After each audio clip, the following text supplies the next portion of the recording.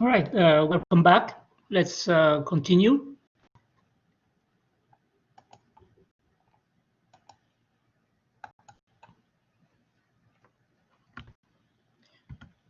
Okay, the other part that we need to look at is the closing of a TCP connection. So again, because a TCP connection is actually two unidirectional connections. So when we close a connection, we need to close two unidirectional connections. And the client and the server will each close their side of the connection. And the closing is initiated by a TCP message, which is simply a TCP segment where in the header, the FIN bit is set to 1. Now, whoever sends the FIN bit expects to receive an ACK to the FIN. So the FIN needs to be sent by the client. The FIN also needs to be sent by the server, right? Because we need to close both unidirectional connections. Okay, let's look at the dynamics of TCP connection closing. So this is initiated by the client, and typically in the code, if you have something like this to close the socket, that will trigger the sending of a FIN message to the server. Right, so it's in the TCP header, you have the FIN bit set to 1. Now, after the client has sent this message, it can no longer send data to the server. Essentially, this half of the connection, this unidirectional half of the connection is closed. So it can no longer send data to the server, but it can still receive data from the server because other unidirectional half is still open. Okay, now the server will acknowledge the FIN, so it sends back the ACK, and in principle, after it has received this FIN, it has closed the first unidirectional half, which is indeed from client to server, is closed. But the other half from server to client is still open. So the server can still send data to the client. And the client now will have to wait for the server to do the closing of its direction, right? Wait for the server to close. So normally that FIN message in the other direction should come shortly after that. It is sent by the server, and after it has sent, then the server can no longer send data. The client is required to acknowledge the FIN bit. Okay, so every FIN message needs to be acknowledged. So these first two messages will close one half of the connection, and these two messages close the other half of the connection. Okay, now so the thing with a TCP connection is that when the TCP connection is set up, okay, each of the machines, the client and the server, they need to set up some data structures, right, to manage the TCP connection. Okay, so for example, the window, the sliding window, the sequence number, and so on and so forth, right? So when you close a TCP connection, you will need to clean up these data structures, essentially release these data structures. But the thing here is that when the client receives the FIN message and sends back the ACK, normally here the TCP connection is closed and the client can clear the data structures. However, because this ACK may be lost, right? So the client will wait a little bit before it actually closes the TCP connection. Okay, so there's it enters this state that is called a timed wait. It waits for some amount of time before it actually closes, before it actually clears the data structures. The reason here is that if this app is lost, the server will retransmit the FIN. Now, suppose that the client clears all the data structures at this point in time, but later the server retransmits FIN. The client will not be able to process this FIN because it does not understand as far as the client is concerned, the TCP connection no longer exists. Okay, so it will not be able to recognize and process this FIN. So that's why it has to wait a little bit, just in case this app is lost and the server needs to retransmit the FIN, so that it can still be able to process the FIN, recognize which TCP connection it relates to. Any question on TCP closing the connection?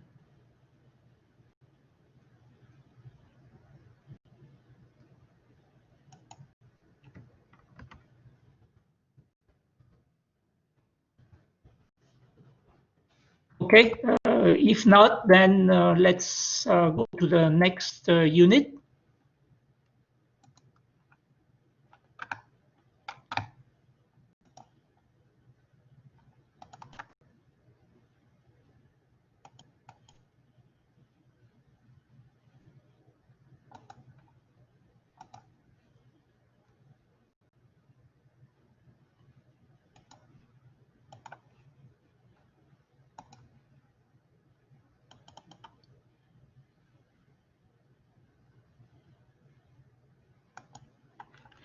Okay, so you remember we look at TCP, but we look at the simplified logic where we didn't account for flow control and congestion control. So now we're going to look more closely at the flow control and congestion control of TCP. So congestion control is something that was added at the later stage. When they started to specify TCP, it did not have congestion control. And then after using TCP on the internet for a while, they realized that, okay, if there's no congestion control, there may be some problems. And they had to add congestion control to TCP. So that's what we're going to look at now, TCP flow control and congestion control. Okay, first, let's look at flow control. So flow control is relatively simple. It's simply that we want to prevent the sender from sending at a too high speed, right? Sending data into the receiver at the other end too fast for the receiver to handle. So we want to avoid overflowing the receiver's buffer. Okay, so this is the receiver, and we have the application process, which reads from the receiver buffer through the TCP socket, and then the receiver buffer receives the packet from the sender. So the packet from the sender will fill the receiver buffer, and the receiver buffer is emptied by the application process. So if the application process is slower than the rate at which the packet comes into the receiver buffer, we can have overflow. So to prevent that from happening, then the receiver can simply tell the sender how many space it has left in its buffer. Okay, so if it is a complete buffer, then you have an amount of free buffer space, and the other part of the buffer is the part that is already contains data. So what the receiver will send as feedback to the sender is how many free buffer space it has available. And that is sent in the RWND field of the TCP header. Okay, RWND. And the rule here is that the sender is never allowed to send more than the RWND that it received from the receiver. So that is how flow control is done. Okay, relatively simple. Okay, next, let's look at congestion control. The congestion is when there's too much data coming too fast, right, into the network for the network to handle. Too many sources sending too much data. And this is different from flow control because flow control is about the not overwhelming the buffer at the receiver, right? Here we are talking about not overwhelming the buffers in the routers in the network. So when you have congestion, the manifestations are lost packets. Remember, when there's too much data, then coming in too fast, then the buffer will be full, and then the packets that come in cannot be stored in the buffer. They have to be discarded, so you have lost packets. Now, a less severe manifestation is long delay, queuing delay, right? Because if they, for example, there are 100 packets already in the buffer, and my packet arrives, then my packet will have to wait for these 100 packets in front of it, right, before my packet can be transmitted, and that translates into a queuing delay. So the more traffic there is, the higher the occupancy of the buffer, the longer the queuing delay. Okay, so here you see kind of an analogy on the highways, right? This is what you have when it's congested. All right, so in order to better understand why congestion can be so bad, let's look at this example. Here we have 4 hosts, A, B, C, D, right? And let's assume that host A is sending data to host C. So that is the red line. This is the path taken by the data. And host D is sending data to host B. So this is shown by the blue line. Okay, the path, they go over multiple hops. And we assume that at host A, there is some kind of reliable data transfer, meaning that if there is a packet loss, for example, detected by timeout, host A will retransmit. Okay, so what happens at host A is that the application process is sending data at a certain rate, and let's call it lambda in. Okay, so that's the rate at which the application process is sending data into the socket, is sending data to the transport layer. Now, if the transport layer does reliable data transfer, then it may need to retransmit some of this data that is lost, right? So the actual load, the actual traffic load that host A is causing on the network is going to be equal to the lambda in plus the retransmitted data. And we can refer to that as lambda prime in. Okay, lambda prime in is actually what the network sees in terms of traffic load. So it's more than lambda in. It's lambda in plus the retransmitted data. Okay, now let's assume that host A is connected to this router. And also we have another router here which has another connection to this router. And further, let's assume that the transmission rate on this link is R, whatever it is, right? But here, the transmission rate on this link is some value much greater than R, right? Greater than R.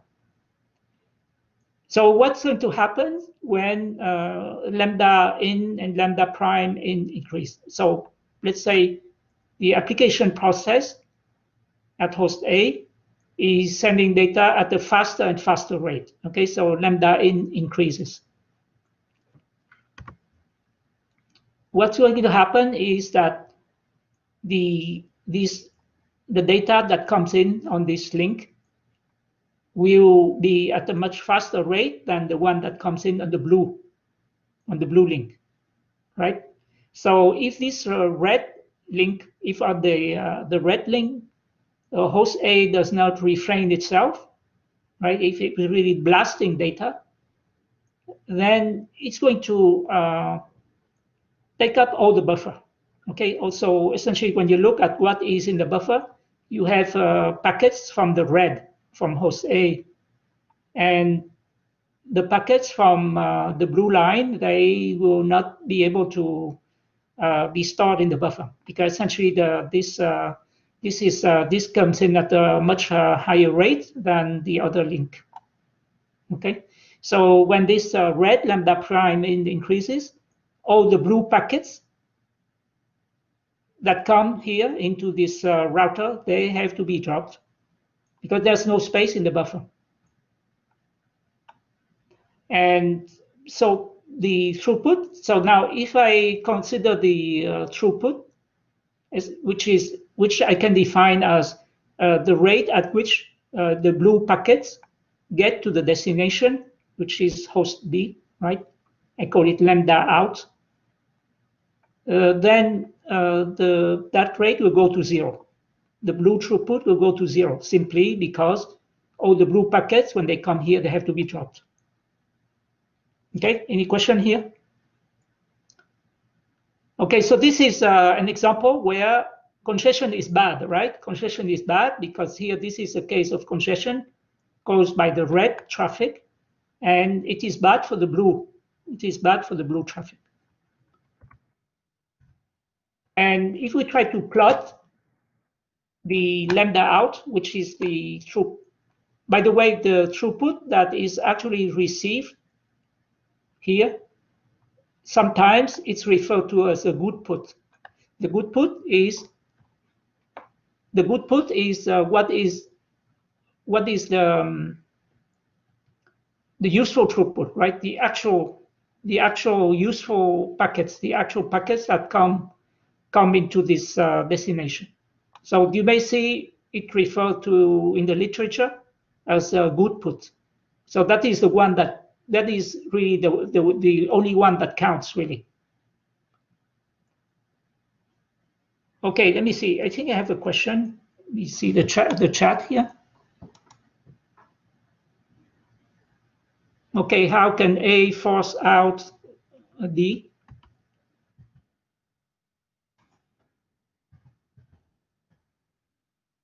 Okay, so A, D. Okay, so they share the same buffer here, right?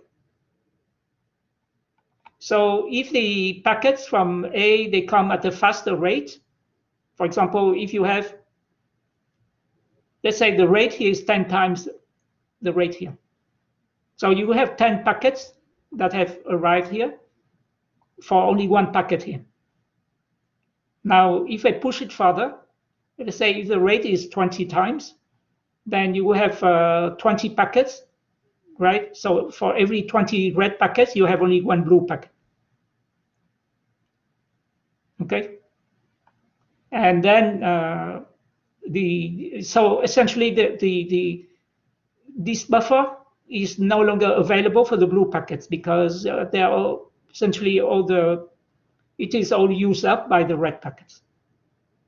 Essentially, the packets, the red packets, they can come in at a faster rate. That answer your question?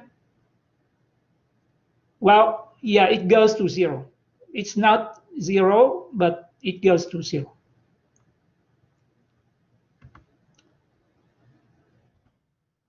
Okay, so that's what we have here, right? So lambda out, as lambda prime in increases, So if this guy is pumping more and more data at a faster rate, then the output that we see here will be affected, right? So there's some point which is kind of optimal here, but then after that it will be go to zero. Okay, so what are the costs of congestion? Well, first we have cost caused by retransmission, and that is caused by packet loss, right? So remember, if you have congestion, the buffer may be full, the packet has to be dropped, so the packet is lost, the packet has to be retransmitted. So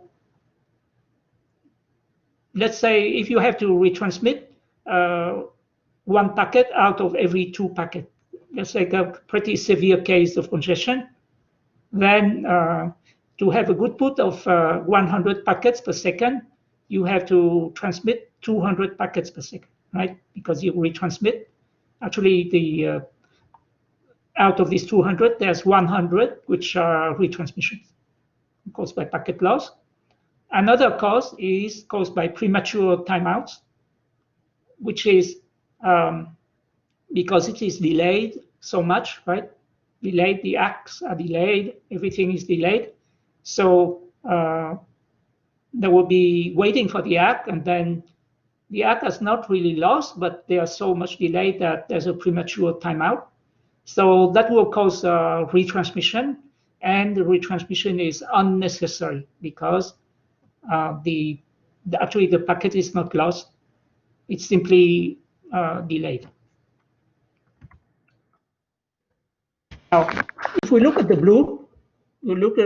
blue, then actually it's pretty bad because the blue packet has used the resources of this link, it has used the resources of this router, and it has used the resource of this link. And then when it comes here, it has to be dropped. So essentially, it's wasted. It has wasted all the resources that it has used up to this point. Okay? So any upstream transmission capacity used for that packet was wasted. We would have been much better not sending the packet at all, right? Not sending at all because it will be lost here anyway. It will be dropped here anyway. So here, I think that gives you an idea about why congestion is bad, right? Why congestion is bad. So we need to have something called congestion control, and they realized after using TCP for some time on the internet that congestion is bad, and they had to add congestion control to TCP. And actually, that congestion tends to be more of a problem when the application is sending a large volume of data, okay? Because let's say if you have an application that just sends a short message, a short query, and then just expect a short response, congestion is not really causing congestion. It's a very low volume of data. But if you have an application, for example, like streaming, which is going to send packets upon packet upon packet continuously, that is where it is more useful to have congestion control. Okay, now let's look a bit more broadly at the congestion control problem. How can we do congestion control? So the idea of congestion control is, okay, so if we know that the network is congested, we are going to send at the lower pace, at the lowest pace, right? Throttle the sender. If we know that the network congestion is low, we can send faster, at a faster pace. But now the question is, how can we know whether the network is congested or not? And so for that, there are two approaches. One is end-to-end congestion control. So in this approach, there's no explicit feedback from the network. So the network will not give any feedback information to the sender about the congestion level of the network. And the sender will need to estimate the congestion level of the network by looking at things like packet loss or packet delay. Okay, and that is the approach taken by TCP. So the basic TCP uses end-to-end congestion control. Another approach is network-assisted congestion control. So in that approach, the routers, they know their congestion level, right? They can know how full is their buffer, and they're going to provide some kind of feedback to the sender, to the end systems. Now you may have a scheme where it's just a single bit, right, which indicates congestion yes or no, right? So 1 bit, and that is used by some of these networks, which actually did exist in the past. But it's also used in this thing called TCP/IP ECN, and it stands for explicit congestion notification, and that is a TCP option. So if this option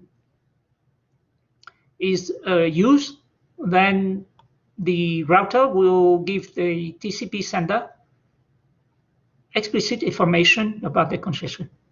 However, the problem here is that on the internet, this is not universally used. So we cannot really we cannot safely assume that we have this available. And essentially, in practice, the TCP on the internet, they have to do end-to-end congestion control. And then another type of feedback would be that the routers may send explicit rate for the sender. So may tell the sender, okay, send at 100 kilobits per second. Okay, do not send at 200 kilobits, send at 100 kilobits. So in what follows, because we're looking at TCP, we will look at this end-to-end congestion control. Actually, let's take a checkpoint now before I forget. So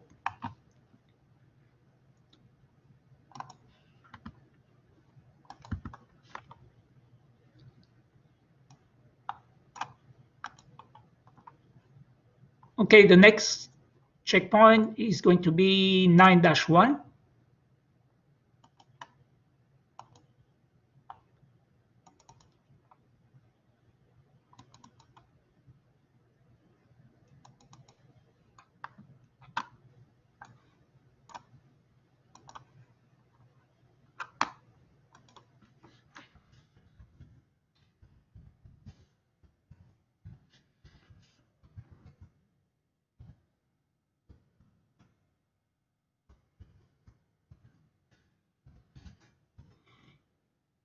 Okay, so like before, you may want to review unit 9 before you take this checkpoint.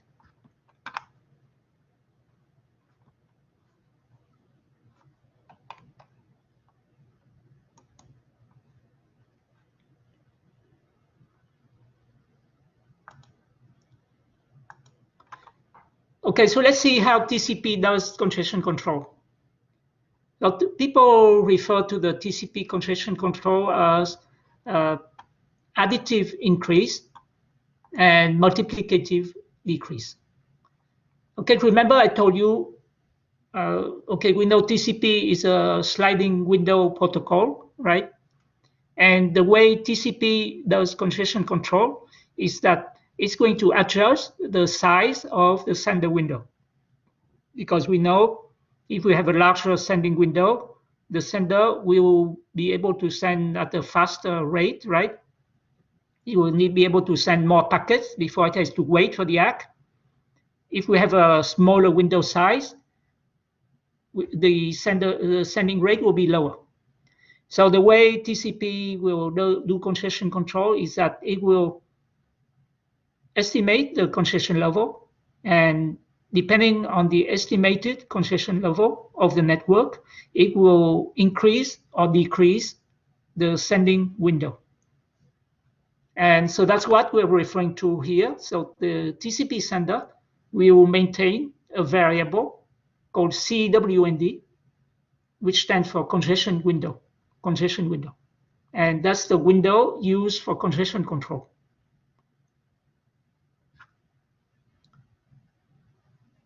Okay, and then TCP will actually now, like, it behaves like little kids. They continuously try to push the parents to see how far they can go, right?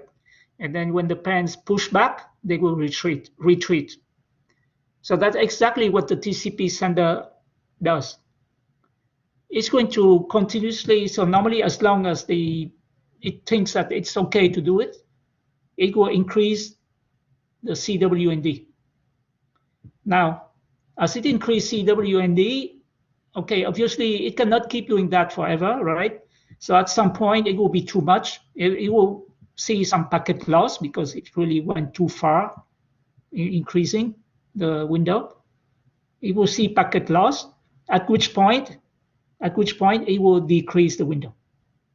All right, so the sender will increase the CWND, the value of CWND, until there's a packet loss. Okay, so now how does it increase the CWND? It will increase it additively, meaning it will increase CWND by 1 MSS, or MSS is maximum segment size.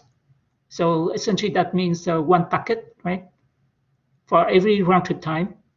And then do that until a packet loss is detected.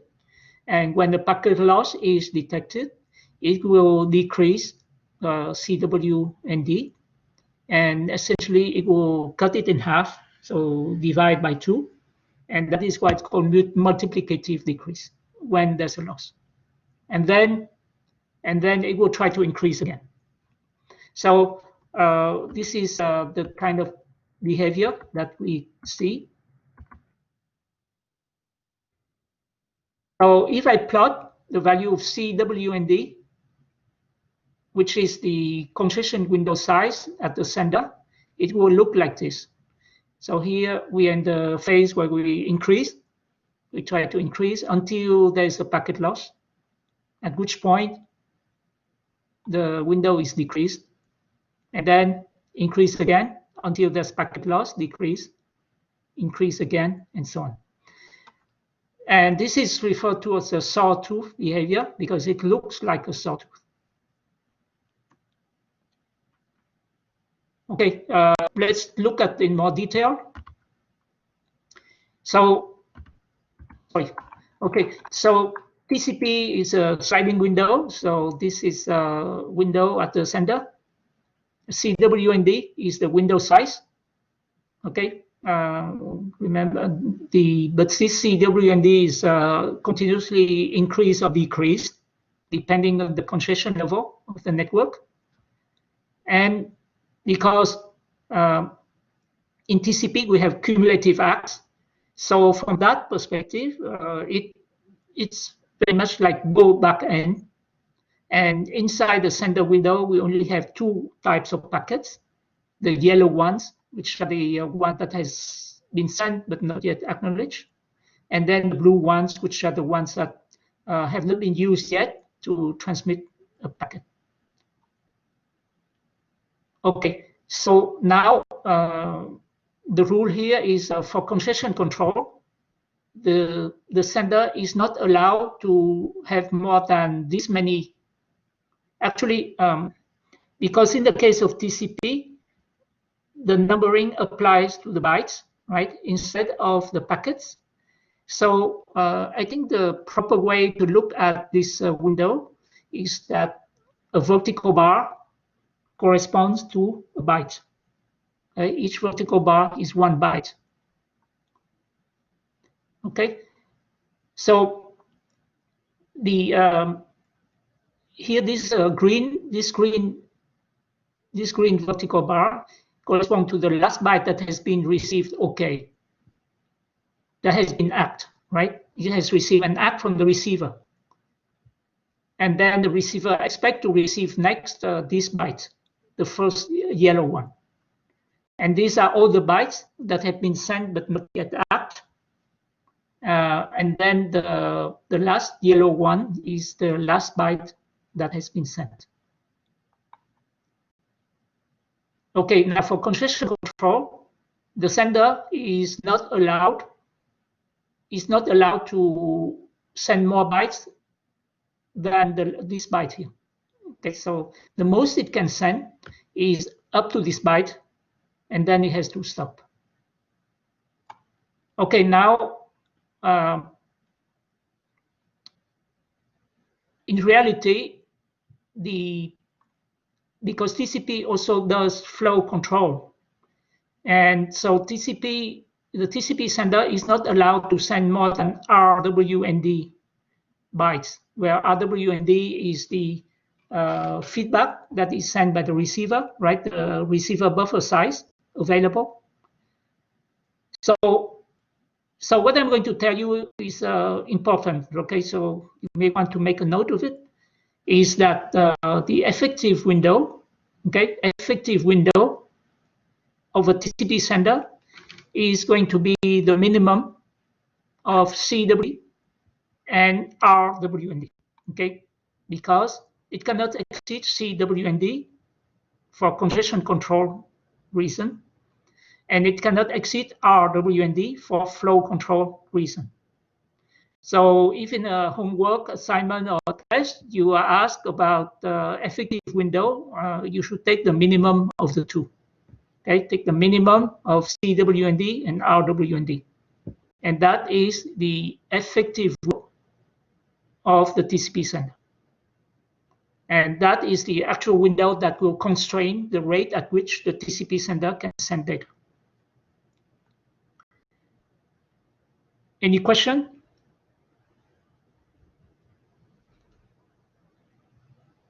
Okay, now if we want to calculate kind of back of the envelope, do back of the envelope calculation of what is the throughput, right? What is the average throughput that you can achieve with TCP? So if we assume that okay, the RWND is not a constraining factor, then it can be calculated as CWND divided by the round trip time, because with CWND, the TCP sender is allowed to send CWND bytes before it has to wait for the ACK. And how long does it have to wait? It has to wait RTT, round trip time, before it can send more data, right?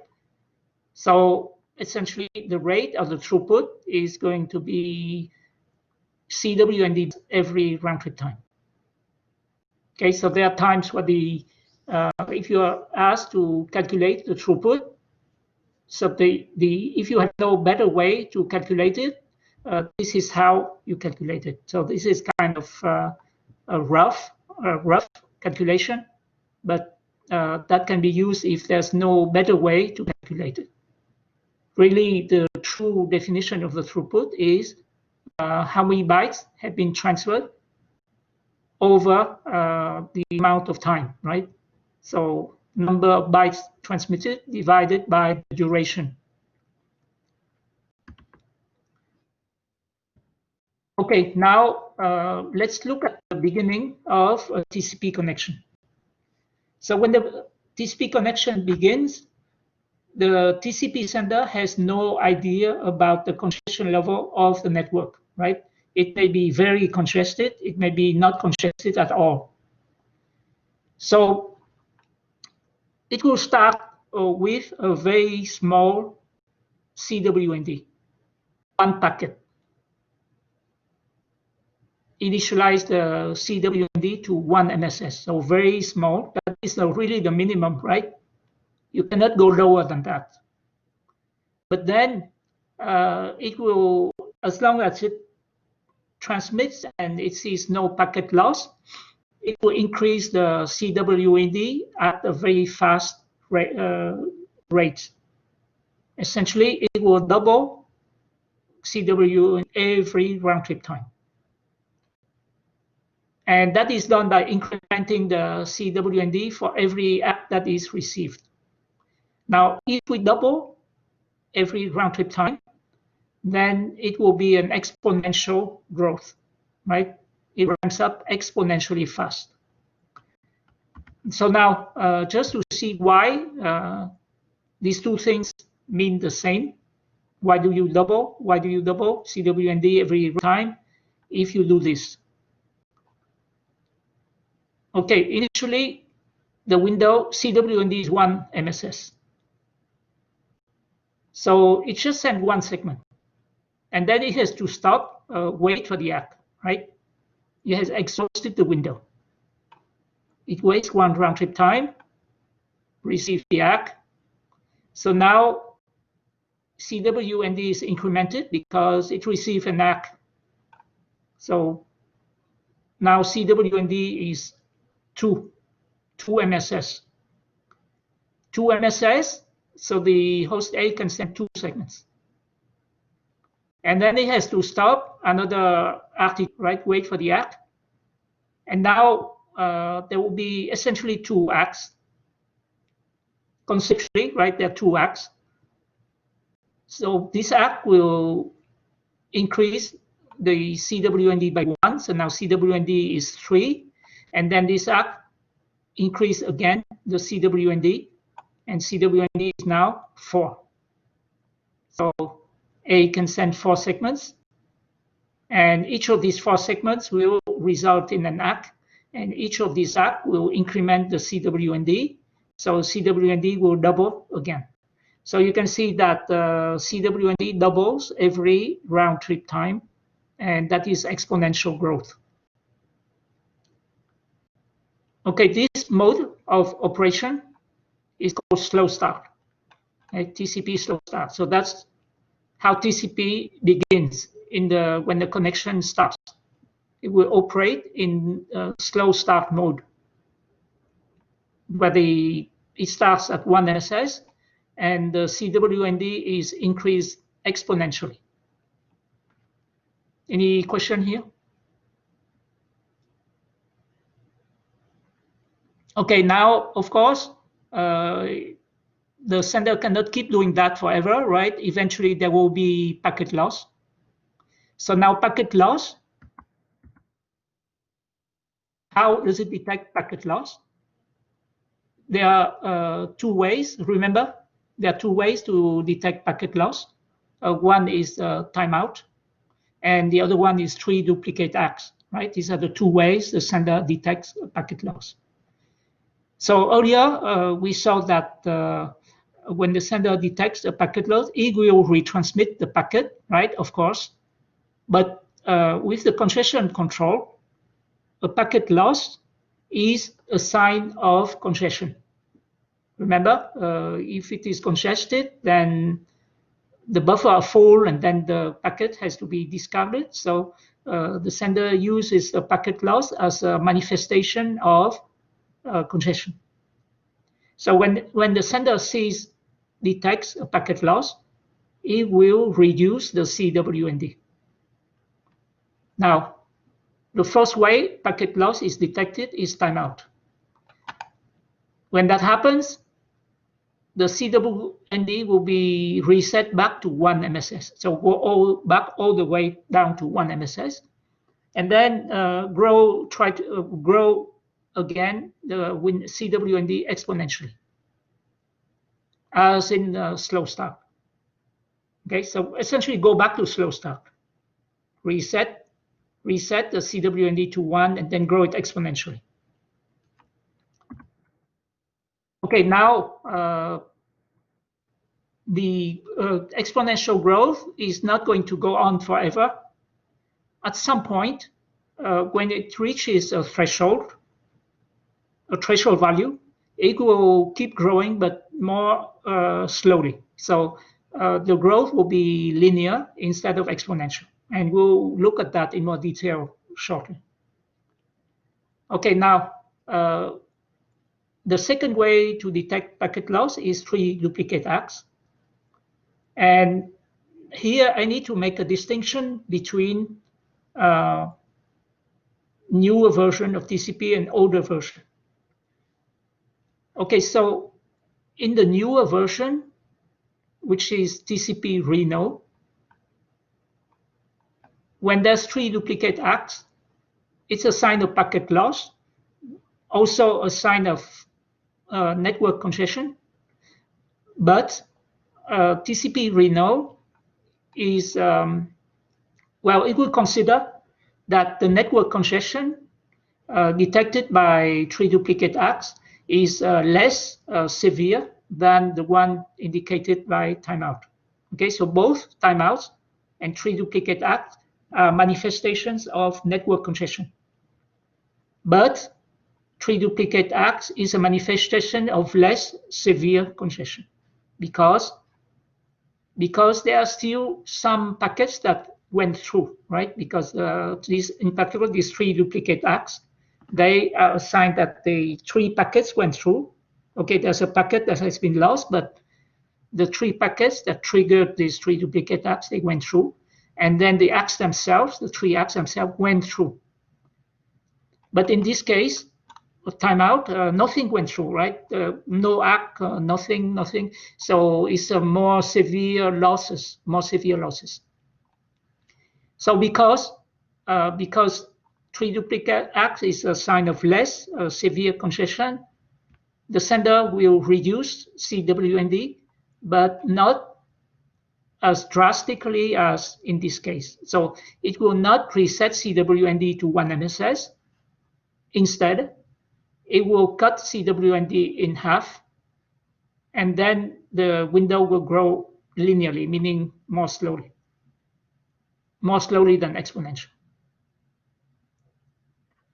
Now, of TCP Tahoe, which is an older version, TCP Tahoe is older than TCP Reno. It doesn't matter whether it's timeout or 3 duplicate acts. When either of them happens, the CWND will be reset to 1. Okay, so they started with this, with TCP Tahoe, and then I think they realized that, okay, they can be smarter. Okay, no need to be so drastic to reduce drastically CWND to 1 if it is 3 duplicate acts, and have a more gradated response, which is cut it in half instead of setting back to 1. Any question here?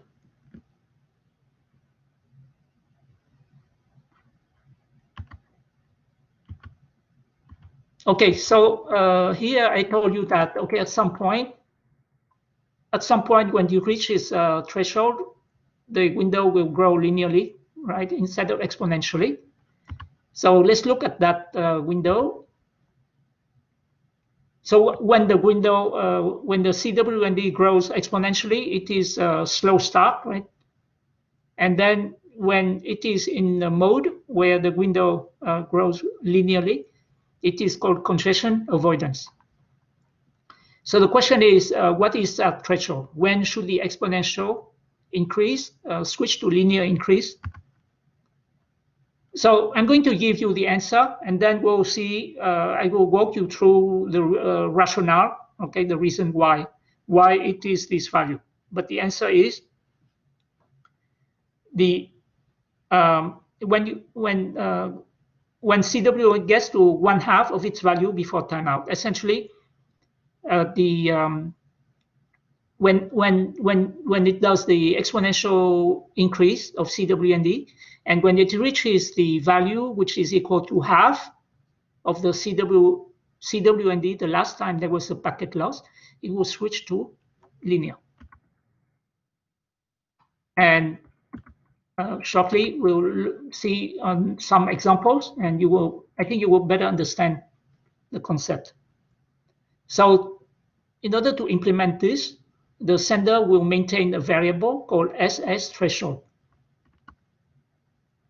And at every time there's a packet loss event, the SS threshold will be set to 1/2 of the CWND just before the loss event. Every loss event. So it doesn't matter whether it's timeout or 3 duplicate acts. Okay, let's look at this example. So this slide applies to both TCP Tahoe and TCP Reno. Okay, so initially, remember, this is what I plot here is CWND, the value of CWND. And it is expressed in segments. Okay, how many, the units here is a segment, TCP segment. Initially, at the beginning of the TCP connection, the CWND is set to 1 MSS, which is what we have here, right? This is 1 MSS. And then remember, it will double every round trip time. So from here to here, we have 1 round trip time, right? So here we have another round trip time. Okay, so there's 1 round trip time between each transmission round. So initially it is in slow start mode where the CWND doubles every round trip time. So after 1 round trip time, it is 2. After another round trip time, it is 4. After another round trip time, it is 8. But now we have a packet loss. Okay, and here I assume that the loss is detected by a timeout. Loss detected by timeout. So both TCP Tahoe and TCP Reno will set the CWND back to 1 MSS. So it goes back to 1 MSS. And then it will redo the exponential growth again. So go back to slow start. So all the things in blue here correspond to slow start. Okay, the sender is in slow start mode. But remember, I told you it will not, when it reaches a threshold, some threshold, it will grow linearly instead of exponentially. In slow start, it grows exponentially.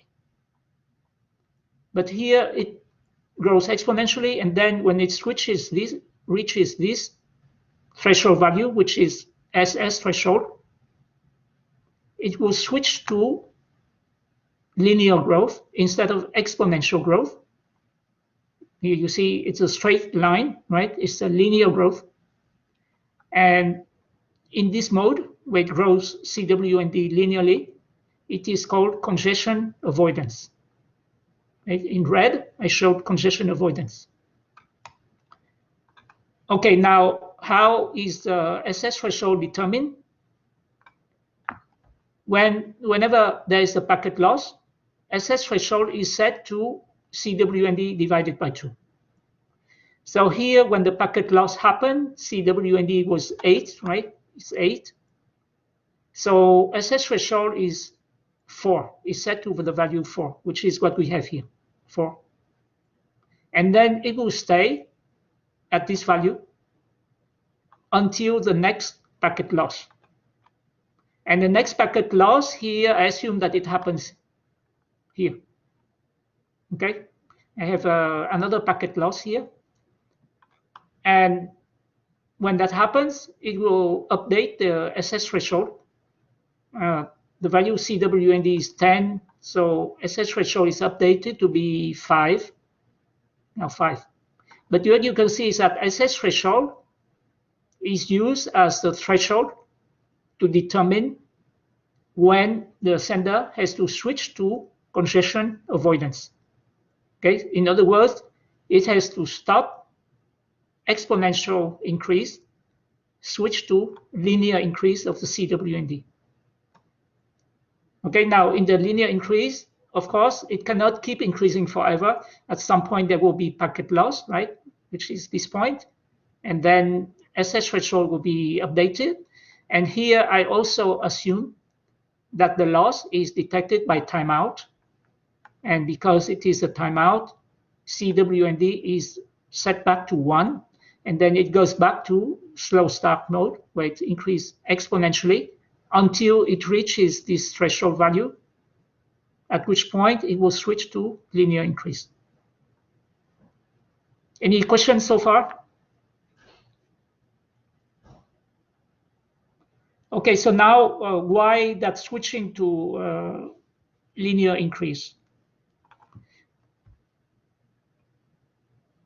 How far this trend, what do you mean this trend will continue? It will keep going forever. So it just increase, and then when there's a packet loss, it will decrease CWND. So it's a sawtooth behavior we saw on the previous slide. That answer your question? So I'll go up, down, up, down, up, down. Keep doing that.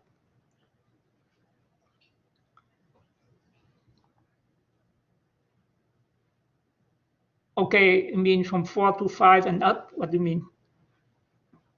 Transmission round? I don't understand your question.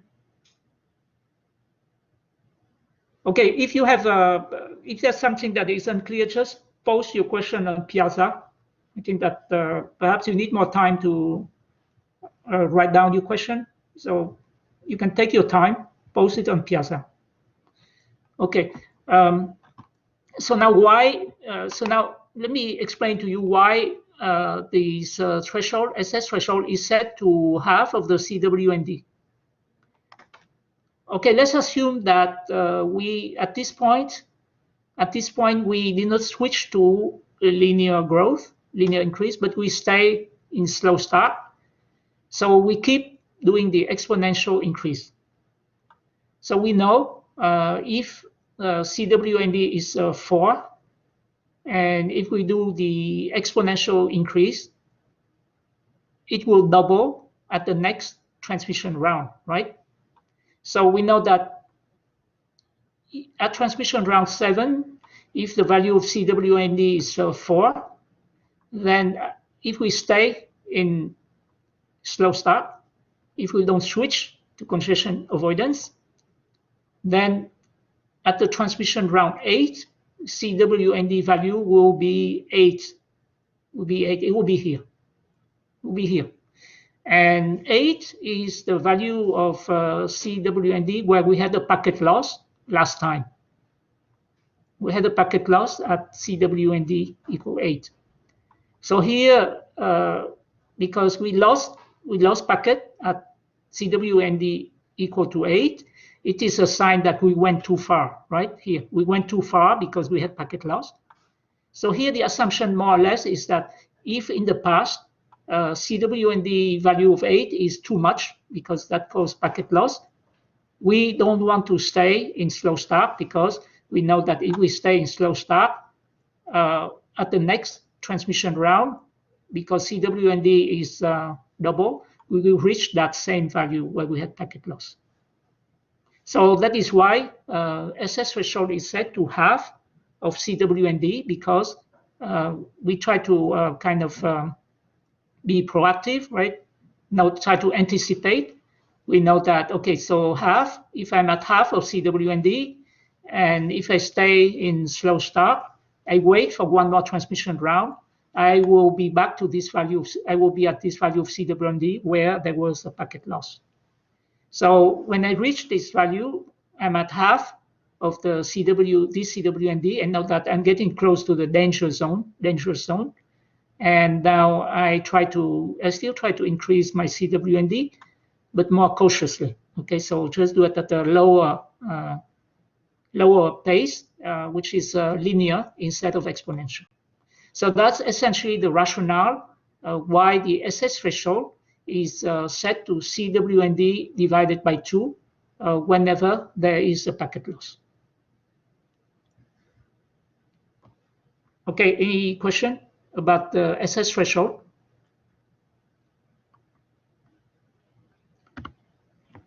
Okay, now let's look at the case of TCP Tahoe with 3 duplicate acts.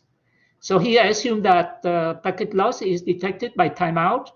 So remember, Tahoe is the older version of TCP, and it will, with Tahoe, CWND is set back to 1 MSS at any packet loss. So it doesn't matter whether it's 3 duplicate acts or one timeout.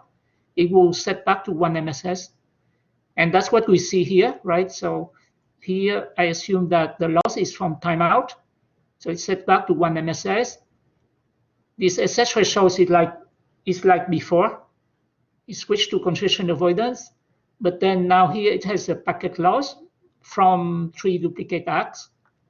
And TCP Tahoe does not make a distinction between timeout and 3 duplicate acts.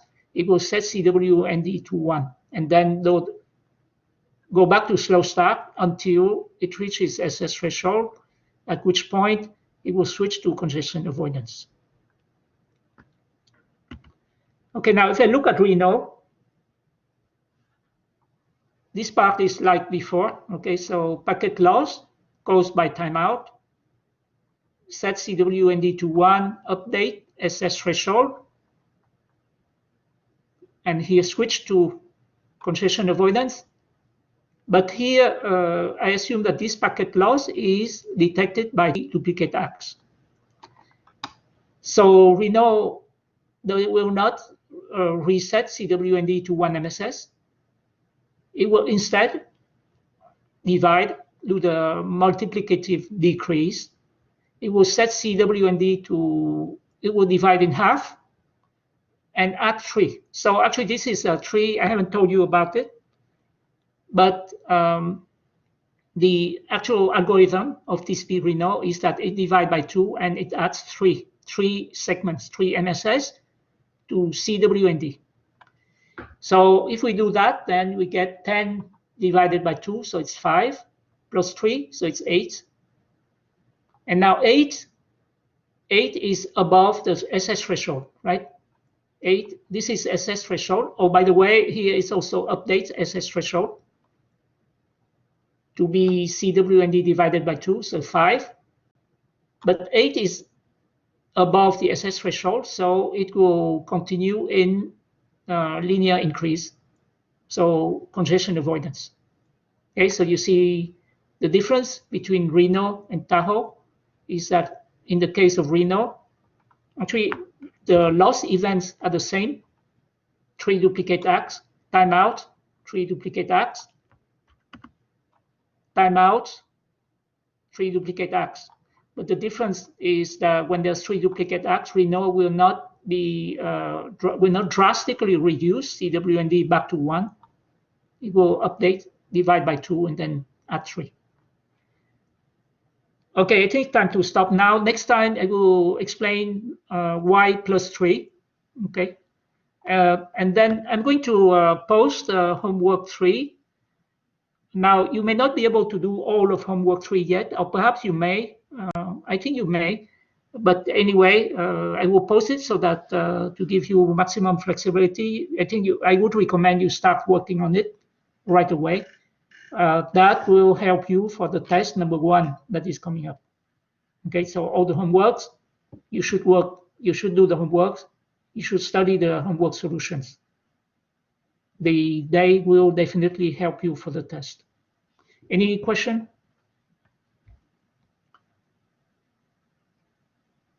Okay, if not, then let's stop here, and I will see you. Next week.